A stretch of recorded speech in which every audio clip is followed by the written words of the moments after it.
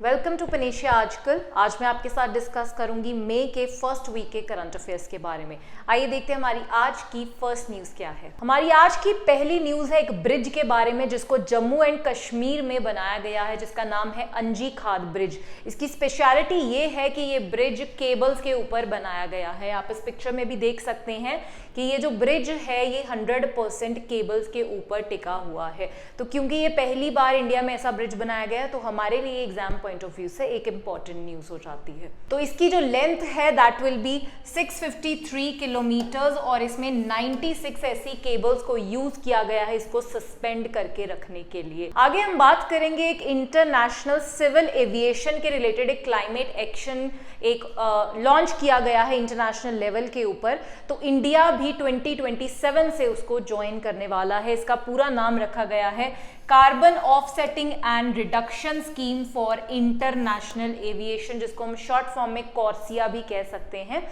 तो हमें पता है कि एविएशन से भी काफ़ी सारे कार्बन एमिशंस और काफ़ी सारे ऐसे एमिशंस होते हैं जो हमारे ग्लोबल वार्मिंग के इफेक्ट को एग्रेवेट करते हैं। तो इंडिया भी 2027 से इसमें कंट्रीब्यूट करने वाला है। इसके लॉन्ग टर्म टारगेट्स में इंडिया भी इसमें हेल्प करेगा। हमारे जो मिनिस्टर हैं सिविल एविएशन के, उनका नाम है ज्योतिरादित्य सिंधिया। तो ये भी एक इंपॉर्टेंट इसके साथ रिलेटेड चीज़ है, हमारे कैबिनेट मिनिस्टर हैं।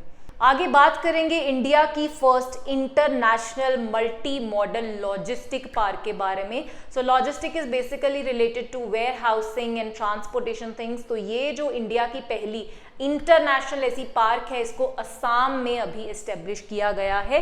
कि डिटेल्स हम देख लेते हैं। It is built at the cost of ₹693.97 crore और ये कनेक्टिविटी प्रोवाइड करेगी इन रेलवेज, रोडवेज, एयरवेज, हर तरह की चीज में ये कनेक्टिविटी हमें प्रोवाइड करेगी and it will be completed by this year only. तो इंडिया आपको पता है अभी एक्सपोर्ट को बहुत ज्यादा प्रमोट कर रहा है, तो उन सब चीजों को देखते हुए ही इन चीजों को बनाया जा रहा है इंडिया में। यहां पर भी हमारे पास एक मिनिस्टर आते हैं, union minister of port shipping and waterways and also Ayush ministry के भी सेम मिनिस्टर हैं, श्री सर्बानंद सोनोवाल जी। हिमाचल प्रदेश गवर्नमेंट ने अभी रिसेंटली एक स्कीम को लॉन्च किया है जिसमें स्पीति की वमेन को ₹1500 पर मंथ दिया जाएगा। एवरी वमेन इन स्पीति जो कि 18 ईयर से ऊपर होगी उनको महीने के लिए 1500 इंसेंटिव दिया जाएगा। इस स्कीम का नाम रखा गया है इंदिरा गांधी महिला सम्मान निधि। तो ऐसी ही एक स्कीम का आपने सेविंग स्कीम का बजट में भी जिक्र सुना होगा इस साल, जिसमें वमेन 2 लाख तक के 8% इंटरेस्ट के लिए 2 साल के लिए पैसे सेव कर सकती हैं। तो यहाँ पर भी एक वैसी ही स्कीम हमें देखने को मिल रही है जहाँ पर गवर्नमेंट 1500 रुपए हर वुमेन को प्रोवाइड करेगी इन स्पीति। आगे बात करेंगे एशिया के लार्जेस्ट बायोगैस प्लांट के बारे में। एशिया कॉन्टिनेंट का सबसे बड़ा बायोगैस प्लांट जो कि मुंबई में अभी लॉन्च किया जाएगा। तो मुंबई की जो म्युनिसिपल कॉरपोरेशन है, बृहा मुंबई म्युनिसिपल कॉरपोरेशन एंड महानगर गैस लिमिटेड, ये दोनों कंपनीज मिलकर इस बायोगैस प्लांट को अभी लॉन्च करने वाली हैं, जिसकी एक दिन की capacity 1000 ton of wet waste को गैस में कन्वर्ट करने की कैपेसिटी रखती है। तो यहीं से मुझे याद आया कि पिछले साल भी, तो यहीं से आप लोगों ने अगर न्यूज़ को फॉलो किया होगा तो पिछले साल भी हमारे union minister of petroleum Hardeep Singh Puri ji ने पंजाब के संगरूर में एक ऐसा ही बायोगैस प्लांट लॉन्च किया था, जो कि एक जर्मनी की कंपनी ने इंडिया में और पंजाब में उसको एसोसिएट किया है, लेकिन उसकी कैपेसिटी सिर्फ 300 टन्स ऑफ पैडी स्ट्रॉज को कन्वर्ट करती है एक दिन में। तो उसके कंपैरिजन में ये जो प्लांट है इसकी कैपेसिटी काफी ज्यादा होने वाली है। आगे हम बात करते हैं एक इनिशिएटिव के बारे में जिसको लॉन्च किया है WHO ने। उस इनिशिएटिव का नाम है PRET या प्रेट इनिशिएटिव हम उसको कह सकते हैं। इसकी फुल फॉर्म है preparedness and resilience for emerging threats initiative. तो अभी अभी हमारा वर्ल्ड एक बहुत ही बुरे पेंडेमिक से निकल कर आया है, कोविड-19 पेंडेमिक, और वैसे भी ऐसी चीज़ें इन्फ्लुएंजा वायरस या ये सब चीज़ें आती रहती हैं। तो उन चीज़ों के लिए वर्ल्ड को बेटर प्रिपेयर करने के लिए इस इनिशिएटिव को अभी लॉन्च किया है WHO ने। तो फर्स्ट फेज में अभी जो इन्फ्लुएंजा, कोल्ड, कॉमन फ्लू और ये सब चीज़ें जो हमें होती हैं उन चीज़ों के साथ इसके अंडर डील किया जाएगा। उसके बाद जो कोविड के अभी फेजेस चल रहे हैं उसके रिलेटेड भी इसमें फर्दर प्रोसीजर्स किए जाएंगे। रिसेंटली एक बुक लॉन्च की है, एक बुक लिखी है अमिताभ कांत जी ने, जिस बुक का नाम है made in India 75 years of business and enterprise. तो ये अमिताभ कांत जी, मैं आपको बताना चाहती हूँ, एक रिटायर्ड आईएएस ऑफिसर हैं। नीति आयोग जब 2015 में बना था तो तब 2016 से लेकर 2022 तक नीति आयोग को हेड किया है अमिताभ कांत जी ने, उनके सीईओ रहे हैं ये। तो अभी पिछले साल ही ये वहाँ से रिटायर हुए हैं, तो उन्होंने इंडिया के ऊपर एक बुक लिखी है। तो इतनी इम्पॉर्टेंट पर्सनालिटी की कोई भी बुक आपके हर एक एग्जाम के लिए एक इम्पॉर्टेंट न्यूज़ है। आगे हम बात करेंगे अप्रैल मंथ के जीएसटी कलेक्शन के बारे में, जो कि काफ़ी ज़्यादा हाई कलेक्शन रहा है। यहाँ अगर आप इस मैप में, ग्राफ में देखेंगे तो जनवरी से अब तक का डाटा है, तो आप देखिए कि मार्च से लेकर अब तक भी हमें कितना चेंज देखने को मिला है। अगर हम इस साल के अप्रैल को पिछले साल के अप्रैल से कंपेयर करते हैं तो कुछ 12% के करीब हमें इंक्रीज देखने को मिल रहा है। So that is a good news for India. हमारी गवर्नमेंट का जो रेवेन्यू कलेक्शन है वो इंक्रीज होने लग गया है with the help of GST. आगे बात करेंगे एससीओ के बारे में, शंघाई कॉरपोरेशन ऑर्गेनाइजेशन, जिसकी प्रेसिडेंसी अभी इस साल इंडिया के पास है। तो सबसे पहले मैं आपको बता दूं कि एससीओ का इस साल इंडिया ने थीम रखा है सिक्योर एससीओ। तो जैसे G20 की प्रेसिडेंसी है वैसे ही एससीओ की प्रेसिडेंसी भी इस साल इंडिया में है। एससीओ की जो मेन मीटिंग है वो होने वाली है जुलाई में, जिसमें head of the government participate करेंगे। अभी जो मीटिंग हुई है in first week of May वो हुई है फॉरेन अफेयर मिनिस्टर की। तो हमारे foreign affair minister S Jaishankar, उन्होंने सभी मेंबर कंट्रीज के फॉरेन मिनिस्टर्स के साथ मीटिंग कंडक्ट की है इन गोवा। तो ये हमारे लिए इंपॉर्टेंट चीज़ है। एससीओ और G20 को हम सारा साल ही फॉलो करने वाले हैं। बात करते हैं एससीओ की मेंबर कंट्रीज के बारे में। So there are 8 member countries of SCO. याद रखना भी इजी है, रशिया, चाइना, इंडिया, पाकिस्तान, और 4 हमारे पास मिडिल की कंट्रीज आती हैं, Uzbekistan, Tajikistan, Kyrgyzstan and Kazakhstan. तो ये 8 कंट्रीज हैं जिसका ये एससीओ ग्रुप है। तो इंडिया का एससीओ के पॉइंट ऑफ व्यू से भी जो इंटरनेशनल रिलेशंस है वो काफ़ी इंपॉर्टेंट स्टैंडिंग अभी एक्वायर कर रहे हैं। अभी रिसेंटली कुछ इंपॉर्टेंट अपॉइंटमेंट्स भी हुई हैं, उनके ऊपर भी हम नज़र डाल लेते हैं। देवदत्ता चंद जी को managing director of Bank of Baroda appoint किया गया है।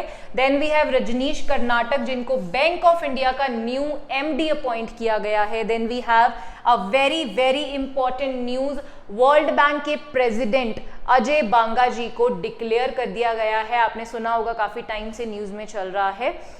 यूएस ने नॉमिनेट किया था अजय पाल सिंह बांगा जी को एज वर्ल्ड बैंक चीफ, क्योंकि David Malpass is going to retire soon. तो अब उनको रिप्लेस करेंगे Ajay Pal Banga. He is Indian origin, Pune में उनका बर्थ हुआ था। लास्ट है हमारे पास कोल इंडिया के चीफ पोलावरप्पू मल्लिकार्जुन प्रसाद जी को बनाया गया है कोल इंडिया का नेक्स्ट चीफ। ये न्यूज़ भी आपके लिए बहुत इंपॉर्टेंट है। पंडित रामकिशन जी को शताब्दी पुरुष की पदवी से अभी नवाजा गया है। शताब्दी पुरुष, इसको हम अगर इंग्लिश में कहें तो मैन ऑफ द सेंचुरी।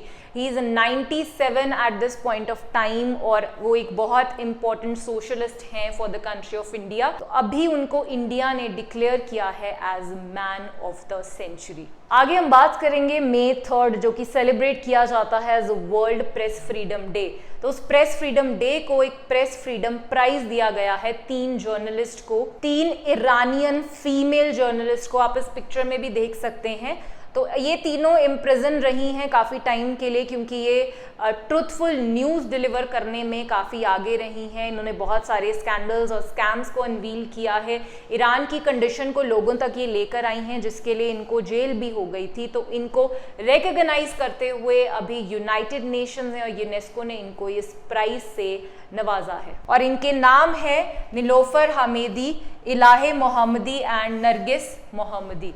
तो ये नाम भी आपके लिए काफ़ी इंपॉर्टेंट है and they belong from Iran. आगे बात करेंगे वर्ल्ड प्रेस फ्रीडम इंडेक्स के बारे में। तो पेरिस की एक ऑर्गेनाइजेशन है रिपोर्टर्स विदाउट बॉर्डर्स, जो हर साल इस इंडेक्स को रिलीज करती है। एंड सैडली इंडिया का रैंक इसमें इस साल और नीचे आ गया है एट रैंक 161 आउट ऑफ 180। तो आप कंडीशन देख सकते हैं यहाँ पर कि इंडिया सिर्फ नीचे से 19 पॉइंट्स ही ऊपर है। टॉप जो कंट्रीज आई हैं वो है नॉर्वे, आयरलैंड एंड डेनमार्क। और आपको जानकर हैरानी होगी कि पाकिस्तान एंड अफगानिस्तान का रैंक भी इंडिया से ऊपर आया है एंड एज ऑलवेज इंडिया ने इस रैंक को मानने से इनकार कर दिया है। आगे बात करेंगे फोर्ब्स की एक रिपोर्ट के बारे में जिसने रिलीज किया है वर्ल्ड्स हाईएस्ट पेड एथलीट्स का डाटा। तो उसमें हम देखते हैं कि सबसे पहले हमारे पास क्रिस्टियानो रोनाल्डो जो कि पोर्टुगल से बिलोंग करते हैं, he is a soccer player और इनकी टोटल अर्निंग्स रही है 136 मिलियंस की। सेकंड नंबर पे हमारे पास हैं Lionel Messi, then we have Mbappe, James and Alvarez. तो टॉप के 2 या 3 आपके लिए ज्यादा इंपॉर्टेंट रहेंगे। तो फोर्ब्स की रिपोर्ट है तो definitely it is important from exam point of view.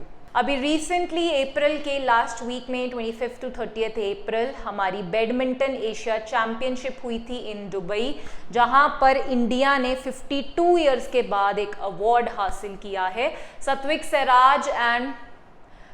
Sairaj and Chirag Sethi India का नाम रोशन करके आए हैं। तो इन्होंने मेंस डबल के मैच को जीतकर इंडिया के लिए लॉरेंस हासिल की है इन एशिया बैडमिंटन चैंपियनशिप। आगे बात करेंगे हम गोल्डन ग्लोब रेस के बारे में जिसमें Indian naval officer Abhilash Tomy जो रिटायर हो चुके हैं नेवी से, उन्होंने इस रेस में पार्टिसिपेट किया। वो सिर्फ पहले इंडियन ही नहीं बल्कि पहले एशियन हैं जो इस रेस को कंप्लीट करने में सक्सेसफुल रहे हैं। अभिलाष टॉमी ने 2nd पोजीशन हासिल की है। मैं आपको बता दूं इस रेस के बारे में भी, इसमें आपको एक यॉट दी जाती है जिसमें आप अकेले विदाउट एनी मॉडर्न टेक्नोलॉजी आप पूरे वर्ल्ड का एक सी रूट के थ्रू एक चक्कर लगाते हैं। तो ये रेस पिछले साल सितंबर में फ्रांस से शुरू हुई थी। अभिलाष को 236 डेज का टाइम लगा है जिससे वो 2nd आए हैं और जो फर्स्ट आई हैं वो फर्स्ट ऐसी फीमेल हैं, she is from South Africa, जिन्होंने इस रेस को जीता है। तो इसके कुछ क्राइटेरिया होते हैं, वो पूरे क्राइटेरिया फुलफिल करने के बाद ही इस रेस को कंप्लीट कंसिडर किया जाता है। तो इन्होंने 2nd पोजीशन हासिल करके अपना नाम हमेशा के लिए इतिहास में लिख लिया है। जो फर्स्ट आई है उनका नाम है Kirsten Neuschafer, she is from South Africa. तो ये भी अपने आप में एक रिकॉर्ड ब्रेकिंग चीज है। ग्लोब जो रेस है वो कराता है Sunday Times which is based in England. आगे बात करेंगे हमारे ओलंपिक के विजेता, हमारे Olympic gold medallist Neeraj Chopra ji के बारे में, जो अभी डायमंड लीग में उन्होंने पार्टिसिपेट किया था इन दोहा कतर और वहां पर भी वो इंडिया के लिए गोल्ड मेडल लेकर वापस आए हैं। तो उनकी विक्ट्री में उन्होंने 88.67 मीटर का थ्रो किया था, जिससे जेवलिन थ्रो करते हैं, वो जेवलिन के प्लेयर हैं, तो उससे उन्होंने फर्स्ट प्राइज हासिल कर लिया है। तो ये मैच कहां पर हुआ था? दोहा में हुआ था और इसका नाम है डायमंड लीग। आगे बात करेंगे बाबर आजम, इनका भी इंटरनेशनल क्रिकेट में एक बहुत बड़ा नाम है। तो ये पहले ऐसे दुनिया के प्लेयर हैं जिन्होंने 5000 ODI रन्स को अचीव करने का रिकॉर्ड ब्रेक किया है।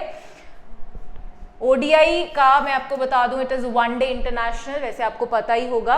तो इन्होंने ये अचीव किया है इन 97 इनिंग्स। इससे पहले जो ये रिकॉर्ड था वो था हाशिम अमला के पास, साउथ अफ्रीका से हैं।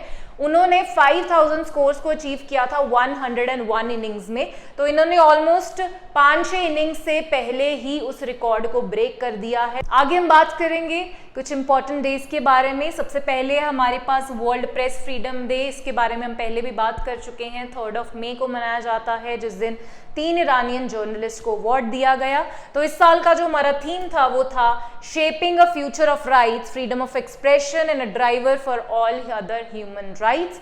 एंड दूसरा important day is World Asthma Day which is celebrated on 2 मई और इसका हमारा थीम था अस्थमा केयर फॉर ऑल। तो ये 2 ही दिन मैं इंपॉर्टेंट वाले आपके लिए लेकर आई हूँ। अगर आप 2 भी कर लेते हैं that is sufficient for you. तो ये थे हमारे मई 1st वीक के करंट अफेयर्स। आपसे मुलाकात होगी हमारे नेक्स्ट वीक के करंट अफेयर्स के साथ।